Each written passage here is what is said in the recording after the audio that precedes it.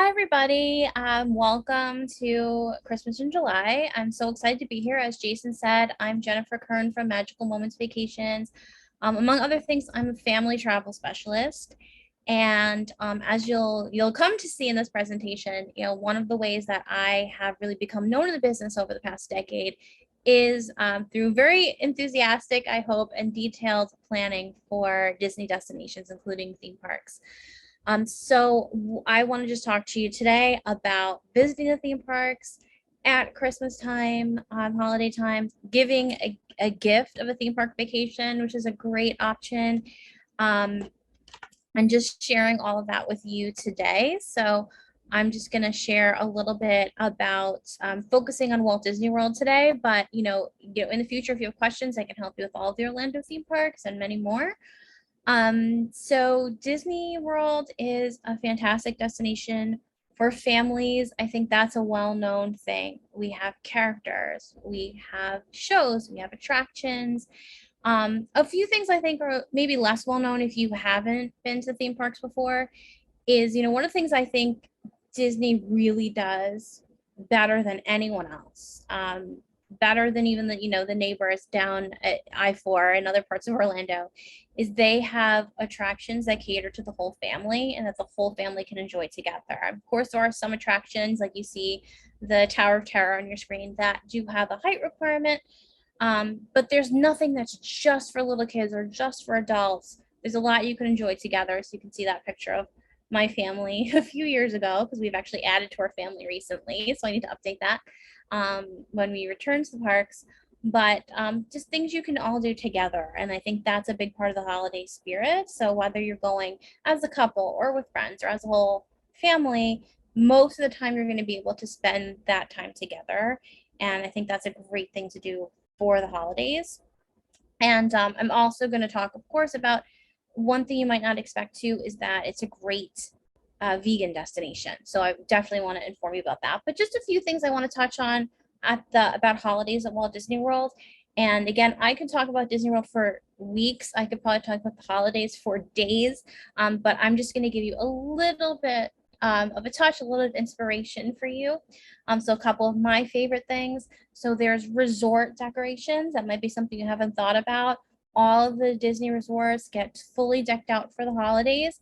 And what I really love about it and why I think it's a little bit elevated from what you may think or other places do is that the theme of the holiday decor matches the theme of the resort. So they all have a real sense of place, and it's not that you just go to one resort. You go to the Grand Floridian and it's the same as Beach Club, the same as the Polynesian. No, they're all different. They're all themed to the theme of the resort. So it's a really, it's a fun activity in and of itself. So that's a really exciting thing to do. Another thing I'm going to tell you a little more in depth is Mickey's Very Merry Christmas Party, which is a ticketed event at Disney's Magic Kingdom theme park. This is like the Christmas events. I guess if you've seen pictures of Disney the holidays, this is what you've seen. You've seen the Christmas tree on Main Street. You've seen the castle all decorated. You can see it, behind me. This is your, vision of Disney at the holidays.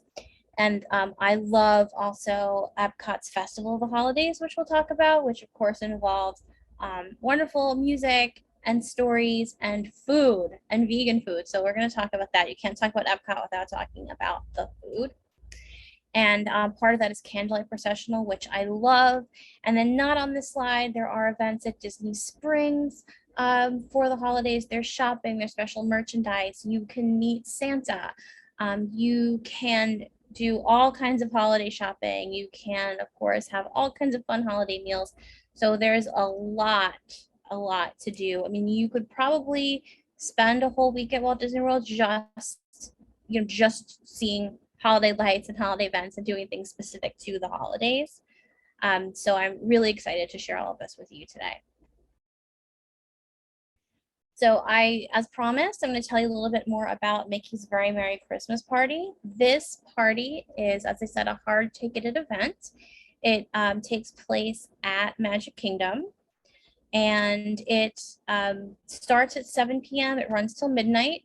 One thing to note is with your ticket, You don't need a separate ticket for the parks or for Magic Kingdom that day if you're only going to the party.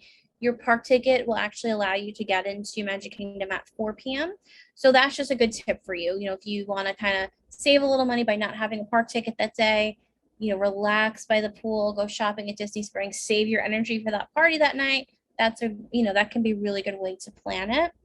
And what's included in the party, of course, is park admission. All of the attractions are open. And some of the attractions are really cool. So, for example, Jungle Cruise becomes Jingle Cruise. And that's really fun. If you're familiar with Jungle Cruise, you know that it's a boat ride and you see all kinds of animatronic animals. It could be something that's kind of boring, but what makes it exciting is that the skippers get really involved with all kinds of corny and funny jokes and commentary, and they all put their own spin on it. And so when you go at holiday time and you go for Jingle Cruise, not only is the decor different, not only you get to see the lights and everything has a little bit of different spin, the commentary is also different and updated for the holidays too. So it's a whole new experience, which is a lot of fun. It also gives you a chance, I think in general, I like these parties because you can do some attractions at night that you might not have time to otherwise, because there are attractions that feel very different at night. And I think Jungle Cruise / Jingle Cruise is one of them. As you can see in these photos, things that are really exclusive to the party are the parade. So what I love about the parade, I love these toy soldiers. I just adore them. I had to share the picture. They're also reindeer. They're all your favorite characters dressed in their holiday best.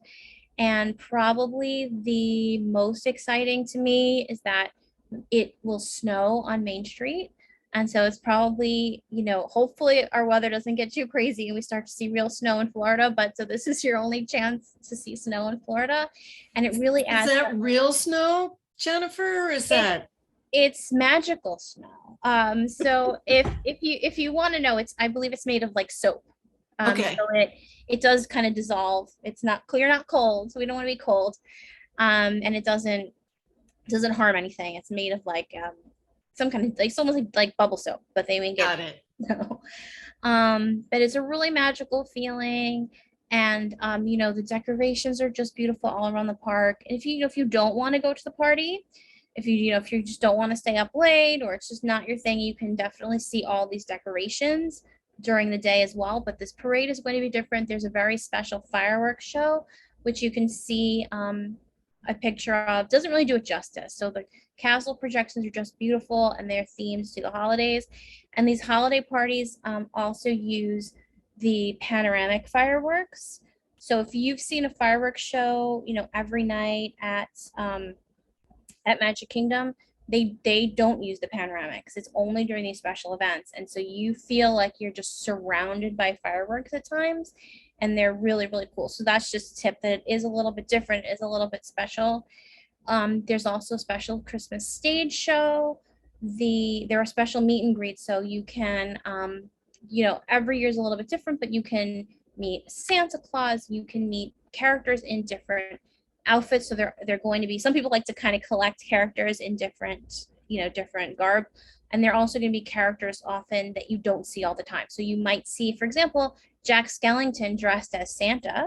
That's a really rare character you cannot see most times. You might see Snow White and all 7 dwarfs at some of these parties.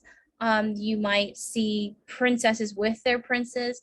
So these are just examples. We'll see when the information comes out exactly what it'll be this year. But there are there's a lot to explore that you cannot do any other time but these parties. One piece of advice I would give you, I mentioned going on attractions at night, but other than Jingle Cruise or anything that you want to experience specifically that night, I would suggest that you focus your time on these special holiday things, because you can ride It's a Small World any day that you're at Magic Kingdom. You can ride it before the party starts, so in that 4 to 7 p.m. period, but you're going to want to really spend your time on these make sure you get to these special things. And particularly, let's say you want to meet Jack Skellington, very often people will start to line up for that before the party starts, so that your time in line will be before the party. You're not wasting you'd be one of the first people in line once it opens rather than wasting party time waiting in lines. That's kind of another tip for you. Don't bash me, but I'm old and I don't have young children. So who is Jack Skellington So for people who don't know? that's a great question. So I wish I had a photo for you. So Jack Skellington is from The Nightmare Before Christmas, which is a movie that actually came out when I was a child and has really seen a resurgence. Like it's become just a classic, and it has elements of Halloween and Christmas. So it's a perfect seasonal thing. And if you go to Disneyland, I'll just quickly say they redo between Halloween and Christmas in that fall time. Typically, they redo the Haunted Mansion out there as a whole Nightmare Before Christmas theme. So if you're a fan, that is something that you It's definitely one need of to my experience. favorites. Can I ask you, Jennifer, so you alluded to it, but if I had a particular, so if I wanted to see Jack Skellington, do they announce those character meetups before you actually arrive, or is that something that you find out when you're getting to the resort or getting to the park? Oh, that's a great question. So for the party, typically, so one thing I will say is that you'll see the graphic says the Mickey's Very Merry Christmas Party returns. It last year there was a Christmas event that was a little bit different. With the pandemic, we had a lot of changes. So this is the party coming back for the first time in 2 years. So things may be a little bit different. But historically, those are announced, exactly where to go to meet the characters. It's on your map. You'll have a special map for each party. So it lists not only the character locations, what attractions are open, what restaurants are open, but also those character meets. And then just quickly, there are always treats. So if you've been to the Halloween party, you know that there's trick or treating. At the Christmas party, there's a typical snack of I think it's like hot cocoa and cookies. And I've seen they've really done a really great job for vegans. So most of those places you can get either Good Life cookies, which are vegan and allergy friendly, as you know. You can get apple juice, you can get vegan pretzels. So anywhere, they're really cute. They're snowmen. So you can get. So we're part of all the fun. You can get vegan treats as part of your party admission, and then there are usually typical other treats and things you can buy that are exclusive to the party, and of course merchandise. So yeah, there's a lot to the party, and it is all on your map. So you're gonna want the map, and I also recommend look up the map online ahead of time. Plan out your day. I always, try to give my guests to go to the party. I kind of try to give them a game plan ahead of time, but definitely, anything Disney, you want to get that map ahead of time. You want to have your plan in place because it can be a little bit crowded. One good thing about the parties is though they are limited capacity events, so they don't have the full. The park's not full. One of the benefits is that the park is less full, so getting a spot for the parade, getting on a hot attraction should be less difficult. So that's another benefit of attending these parties. And Jennifer, sorry to jump in there. So my understanding is then that does the park close and then reopen for the party? Great question. That's a great question. Yeah. So with your party ticket, as I mentioned, you can enter the park at 4. There will, of course, be day guests who've been there all day. So at 7, the park closes to people who don't have a party ticket. And the park never clears out. So if you're in there and you have a ticket, you can stay. What happens is you have to go to a certain spots and show your ticket, and then you can get a wristband. And then at a certain point around 7, anyone who doesn't have a wristband they sort of close off the park to them. To get into attractions, you need to show the wristband or get into certain areas. So it's it's a gentle way to escort people out who don't have a ticket, but you can stay in the park if you have a ticket. So you don't have to. It's not like they leave and clear everyone out. It's a little bit more smooth than that. Nice. So another festival that I love, another holiday event that I absolutely love is Epcot Festival of the Holidays. That's coming back this year again. And unlike Mickey's Very Merry Christmas Party, this is not a hard ticketed event. So, Jason brought up the point that Magic Kingdom closes early for the party. Epcot is staying open very often on weekends during the holiday festivals. The park will stay open an hour later than it normally might. And so these are for everyone. What happens at the Festival of the Holidays? Very often they have so we have 11 countries at Epcot.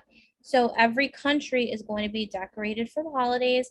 There might be storytellers and meet and greets with different, like characters or figures from that holiday's tradition. So, for example, I remember in the past meeting the Monkey King in China, or seeing, I don't remember like the exact lore of it, but there was a gnome in Norway or a nutcracker in Germany. So they'll have these, places where you can really learn about the holidays and experience them in the different countries. And then another thing is, in addition to the 11 permanent countries, they have these holiday kitchens, which are booths. If you're familiar with Epcot's Food and Wine Festival, they're very similar to those Food and Wine Festival booths. We cannot talk about Epcot without talking about food, I don't think. So I really wanted to include some pictures for you. So those are booths where you can purchase, tasting portions of different foods. Unfortunately, it's not all vegan, but I have watched the vegan options grow so much over the years. And one thing I wanted to show you is I included this menu, and this is from the America Pavilion. You can see that the second option on that list, the holiday pot pie, has a little green symbol on it, and that's how you know that it's a plant-based item. So, and there's a picture above it. It's a holiday pot pie that's made of jackfruit. That's what they had last year. I don't have this year's menus yet. This was popular, so they'll probably be back. If you're in our Traveling a New Vegan World Facebook group, once these menus come up, I'll be posting them for you so you can check it out, because I'm always really excited to see what the menus are like. Another question for you, Jennifer. Is the iconography the same across all of the Disney parks in terms of the vegan symbol and the other dietary symbols? Oh, excellent question. It is. So whether you're at a little booth like this, or you're at a restaurant, a table service or quick service, any park, you're going to see the same icons. And I know some of you who are eagle-eyed might ask me why there's a Disney dining plan symbol on them. I don't know is the answer. So as some of you may know, Disney traditionally had dining plans, and you could use a snack credit for these festival booths. And we are seeing the symbol on the menus, but so far there's been no word about actually bringing back the dining plan. So just to throw that out there for you, I wouldn't put too much stock in that particular symbol, but we can put stock in that little green symbol that lets know that it's a plant-based item. So one example is a holiday pot pie. Then there is another item they had last year that was really popular, was they had potato latkes. And what I really liked was that they, even went so far as putting the vegan sour cream on it. So it's really, getting thoughtful about the items that they have. I don't think there was a fully vegan booth last year at the Festival of the Holidays. There is one at the Food and Wine Festival, but we'll see what pops up this year. Those are becoming more and more popular. There's also the cookie crawl. I'm forgetting the official name of it, but there's you can go around and get different types of cookies. Most of them are not vegan, but that black and white cookie that you see, which is a staple of my hometown in New York City, if you haven't tried it, you have to. They're delicious. Those are vegan, or they were last year. So just keep your eye out. Menus do change. Keep an eye for those symbols. Don't be afraid to ask questions if you need to, because there are some items. So for example, there were last year there were tostadas in Mexico that you could just ask for no cheese on them, and they were delicious, and you could make them vegan. So don't be afraid to ask questions. One of the things I'll just pause and say that I love about Walt Disney World for vegan guests or food allergy guests is that they're so used to it. You don't have to go and explain yourself. You don't have to tell them what vegan means.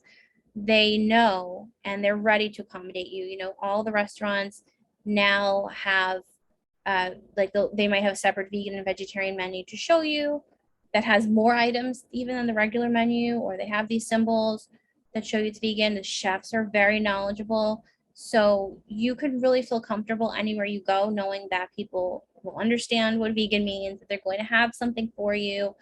I've even, I haven't had to take advantage of this because there've been so many great vegan options added over the years. But in the past, I've had chefs just say to me, "What do you feel like eating?"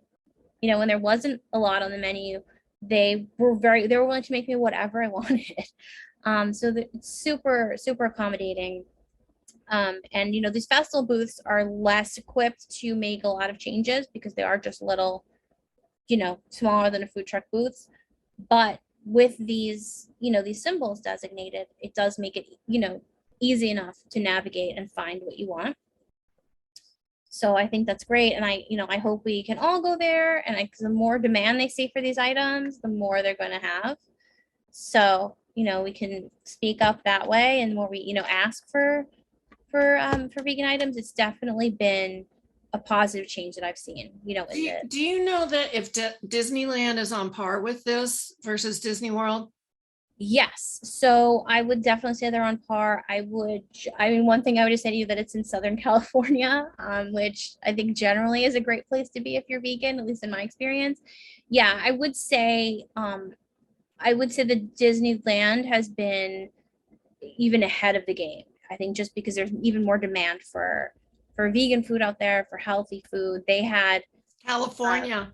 yeah, it was California. I mean, I think they had like some kind of, I forget what it was some kind of jackfruit burrito, like way before anyone had anything here. So they've always been great. I remember like the first time I went to Disneyland, it was about, oh my gosh, like 9 years ago. And I was so excited to go there just for that, even for that reason, that I was like, there was so much I wanted to try, of the food. So that's a great question. Same thing, Disney Cruise Line, also super accommodating for food. Because you have your own waiters who follow you, they get to know you and you can place your order the day ahead. And so you'll always have something, even on their private island. It's great. I could talk all day, but I'll get back on point. Jennifer, I've actually found you were talking about advocating, and I think we've all said that for a number of years. We've got to keep advocating for vegan options. But now that vegan options are appearing on menus, what I've been recommending to clients, and they've been really finding useful, is thanking them for having vegan options. So just thanking your waiter, thanking the person who's at the service counter. If there's a maitre d', introducing yourself and just saying, I really wanted to thank you for this when you think that it's incredible, because that's going to make them realize that it's actually having an effect. And it'll probably, again, increase those options that we have. Because I don't know about you, but when somebody asks me, what would you like to eat? I now have a few things that I like to ask, or I've already taken a look at menus to go, hey, well, maybe you can make this vegan. But it's a daunting question when somebody goes, what would you like me to make you? So seeing something on the menu and having to just be able to sit down and have the same experience as everybody is what I think is going to make our experiences more enjoyable. Absolutely. And Disney does have a guest services email. They do have comment cards you can fill out at guest services in the park. So that's a great idea. We Make it talked about positive, make it really positive. And I think, again, they get to know, hey, there are people who are actually looking for this stuff. Yeah, 100%. That's a great thing. I think, in the past, we might have said we're begging for vegan options, but now that they have them, definitely let's say thank you. Let's give that positive feedback. Because it is a really positive thing. And like I said, I am legitimately excited when these menus come out and I see more things to try, and I see more kind of just representation for us, right? And I think it also introduces other people to great vegan food, and might make them curious. And I love it. So I think that's a really great point. So just so you know, also, I mean, you can enjoy the festivals at Epcot. Maybe it was harder 10 years ago. It's easier now, and we should let them know for sure. Another thing I love at Epcot during the holidays is I showed a picture of it here, is Candlelight Processional. So Candlelight Processional is this just stunningly beautiful theatrical presentation where a celebrity narrator reads excerpts of the Christmas story, and there is a full 50-piece orchestra. There is an enormous, beautiful choir made up of cast members, as well as, high school and college and other choirs from around the country who come in for, a week or a few days to join. So it's just this really wonderful feeling of community, and everyone's really excited about it. And it's just so well done. It's so beautiful. It's so grand that I think you can appreciate so much about it. You can appreciate the reading of the Christmas story. You can appreciate the music. You can appreciate, I was talking to Jason and Donna earlier about how much I love the sign language interpreters. I mean, there's just so much, the decor, there's so much you can get out of it. So I would really recommend going to that. And I wanted to just add, so we talked about how everything at Epcot is not, it's not extra. It's all part of your ticket. So anyone can go to these food booths. Anyone can go experience the holiday presentations. Anyone can go to Candlelight Processional. But one thing I wanted to make you aware of is that typically Candlelight Processional has dining packages. So you can purchase a dining package at a number of different restaurants at Epcot, and then you'll get a ticket to Candlelight Processional.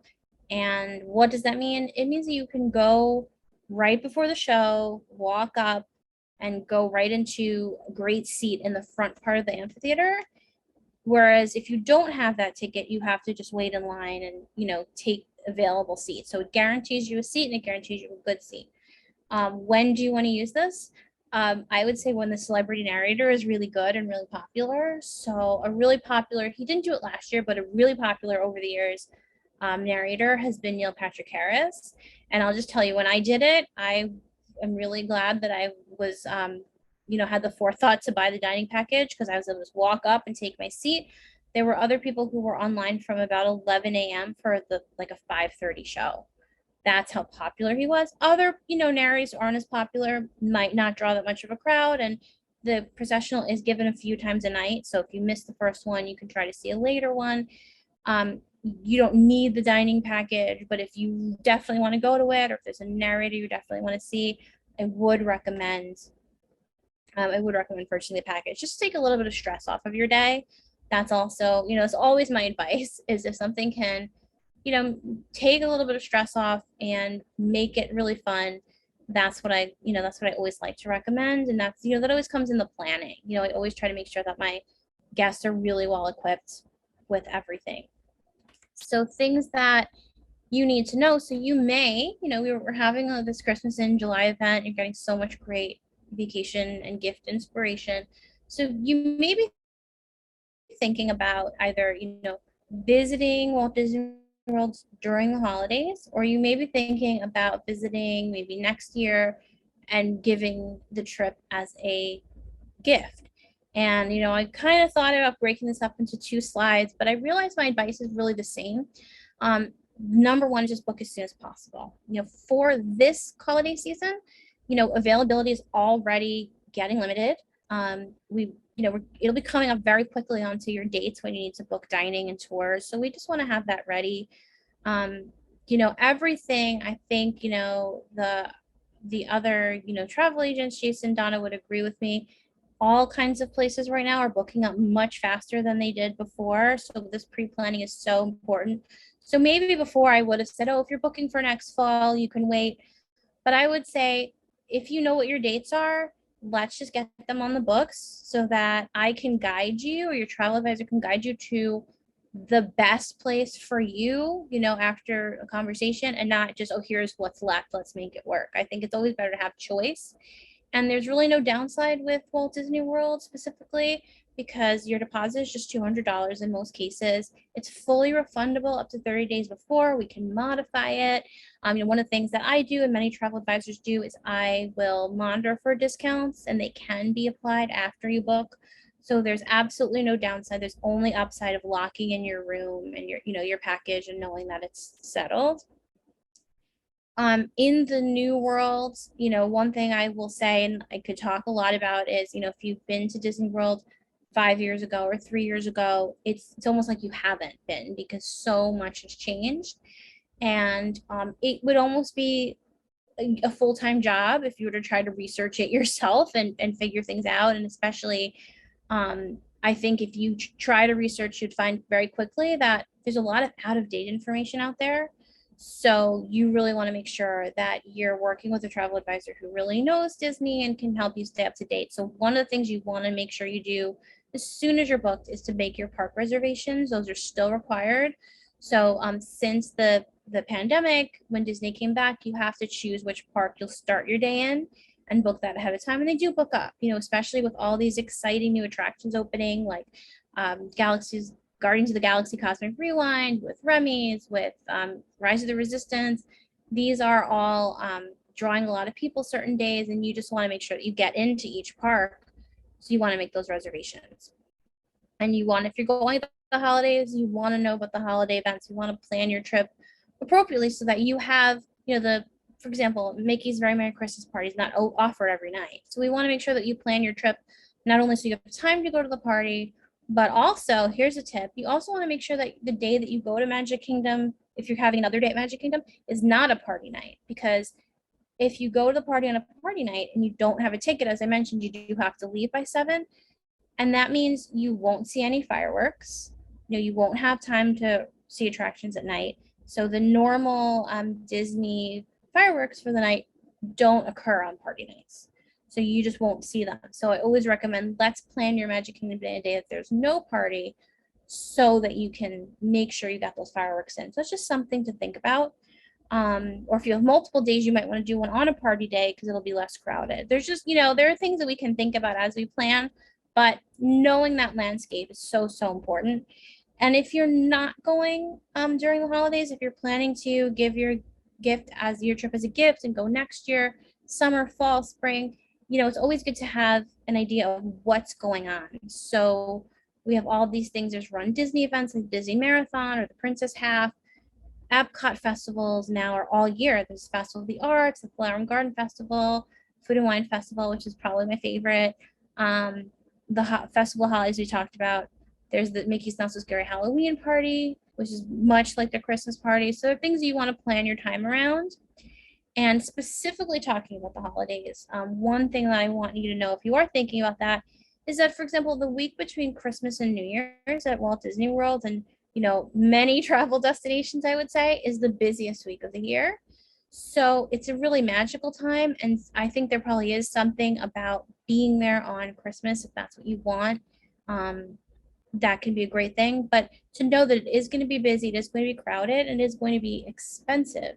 So if you can't travel that week, or you prefer lower crowds, or you prefer to not spend as much, a great option is to take your holiday trip, but take it a little bit earlier. Take it earlier in December, take it in November, just as long as you know what you're doing. You can get all that holiday magic, but not the crowds, not the price tag. And then, one of the things that I like to do sometimes is there's a sweet spot in November where you can see the Christmas party and you can see the resort decorations for the most part, but Epcot is still in the Food and Wine Festival.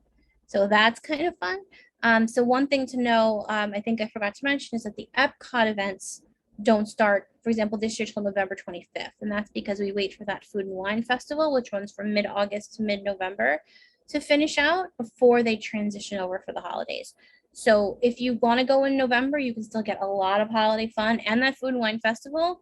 But if you want like all the holiday stuff, the festival of the holidays, and you want candlelight processional, you want to make sure you go later in November or in December. So that's just something to bear in mind in planning. All these moving parts are things that we can walk you through. You want to also know what's new. I talked about park reservations. I talked about so many new attractions that are really fantastic. New nighttime fireworks shows at the parks. Everything is new.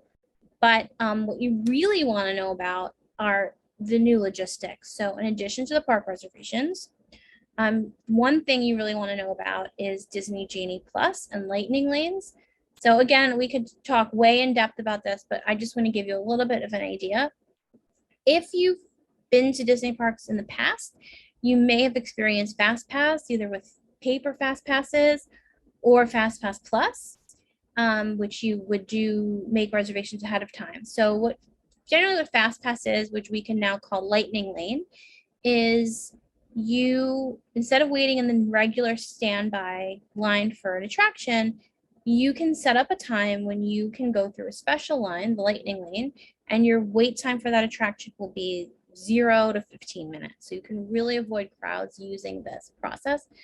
So similar to Fast Pass in the past, it's now called Lightning Lane, and it's part of something called Genie Plus for most attractions. And that is a big difference from what we may have experienced in the past. That this is a paid for add-on. It's now $15 per person per park day. And that lets you day of make appointments when you can enter the Lightning Lane for the top attractions. So you're just going to schedule. So you're going to say, you know what, I'm in Magic Kingdom today. I want to ride Space Mountain.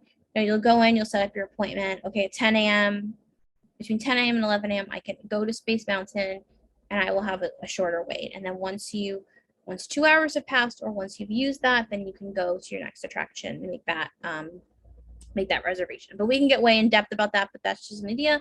And there are some of these attractions, like the really, really hot attractions I mentioned, like Star Wars Rise of the Resistance, like Guardians of the Galaxy, Cosmic Rewind. Those are individual Lightning Lane, and they work the same way, but those attractions are not included in Genie Plus. You have to pay those individually. So it can be a lot of moving parts. It can be confusing. We're here to walk you through it, once that time comes. But just you need to be aware of it, because what I always tell my clients is I never want you to be that family standing in the middle of the main street with your map and turning it this way and arguing over where to go next and not sure where to go. It really helps to have a plan when you're talking about Walt Disney World. I think more so than anywhere else. I mean, I love Universal Orlando. They also have fabulous holiday stuff that I don't have time to tell you about today, but it requires less planning. Walt Disney World, you have to have a plan. You have to have some knowledge. It will go a long, long way. And another thing, if you are giving your trip as a holiday gift, you want to think of a fun way to announce it. And I always love being parts of these because you can stuff a stocking with things like Mickey ears and autograph books and sunglasses and different holiday, different trip essentials. One way to announce your trip is to wrap up the magic bands as a gift, and they're pictured here on the screen. The new Magic Bands Plus, which just are coming out next week, which is really exciting. For those of you who don't know, Magic Bands are kind of an all-access Disney wristband. What they do is they open your hotel room door. You use them to charge back to the room. You use them to check in for those Lightning Lane appointments and much more. You can use them to attach your pictures to your account. And these Magic Bands Plus, which are coming out just this coming week, they also have interactive features. So you can use them to interact with the environment around you. And that's especially going to come into play in Star Wars Galaxy's Edge. So if your family has Star Wars fans or super Disney fans, definitely this is going to be something you'll want to invest in. And you can invest in them because they do have, for the first time, a rechargeable battery. So definitely think about Magic Bands in general, but also as a way to announce your trip. And I also promised I would just touch a little bit more on, it may surprise you to think of any theme park as being vegan friendly. I know my local ones certainly aren't, but Walt Disney World really, really is. Like I said, you can go anywhere and get vegan food, and this is just an example. So the iconic Mickey pretzels, as of this presentation, are vegan. The classic pineapple Dole Whip is vegan. The black and white cookie, like I said, is vegan. Earth Eats is a booth at the Food and Wine Festival that's totally vegan, if I remember correctly. And I'm drooling over that tofu dish on the screen from Satchuli Canteen at Is that vegan soft serve? It's Dole Whip, so it's like it's the Dole Whip. Oh my goodness, so good. But you can also, in many places, so for example at the Plaza at Magic Kingdom, you can get vegan ice cream sundaes, which always excites me because I find you don't find non-dairy ice cream very often, so I get excited about that. But yeah, I love finding out that such iconic treats are actually vegan, so you can have that experience of your Dole Whip and your Mickey pretzel. So really fun. And then also if you're like me and you love the tofu bowls, you can get that too. So always great. And I always think of food first when I'm thinking about being vegan friendly, but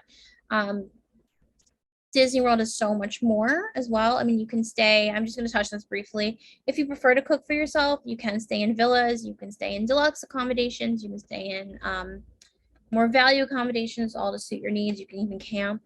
So just wanted to touch on that. And then also the bath products are cruelty free. There are some dog friendly places, resorts, and we can talk about that if that's something that you want to do. So definitely becoming really friendly. I would say in the industry, Walt Disney is really a leader in sustainability and community responsibility in many ways. As you can see here, they have a zero waste commitment and zero emissions by 2030, which is really ambitious when you think about the fact that Walt Disney World is the size of San Francisco. So they've really made a commitment to conservation and responsibility, and they have solar farms and biofuel. So all things that I find really, really, really exciting. So in addition to maybe the first thing we notice, which is maybe the vegan Mickey pretzel, there are things underneath that I think we can be excited about. So yeah, I was just really happy to share all this with you. Disney World is one of my favorite places. Christmas is one of my favorite times to go.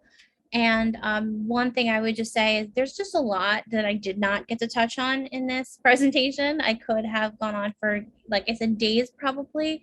So I just think it is so, so important that you are working with a professional if you choose to go to Walt Disney World, to make the most out of your time, to make the most out of your vacation investment. There's so much that is constantly changing. So you really want to just make sure that that you're up to date and that you have a plan in place so that you can really make the most of it. And you can see if you want to reach any of us. Well, how can they reach you, Jennifer? Because you are the specialist. Yeah. So that's a great point. I definitely am a Disney specialist. So on the screen you can reach me at jkern@mmvagent.com. So my email, you can see my phone number on the screen. If you search my name on Facebook, you will find me. On Instagram, I'm at Jennifer K Travel. You will notice I think I said this earlier, but I just had a baby 6 weeks ago, so I haven't been as active on social media, but I will be back. So if you don't see a lot going on, that's why. But I'm just getting back from maternity leave and just super excited. I'm just in time for the holiday trip. So this was And you've really got a Mickey Mouse baby coming up, right? Babies. Thank you so much. This is This was awesome. great. Thank Thanks, you. Jennifer.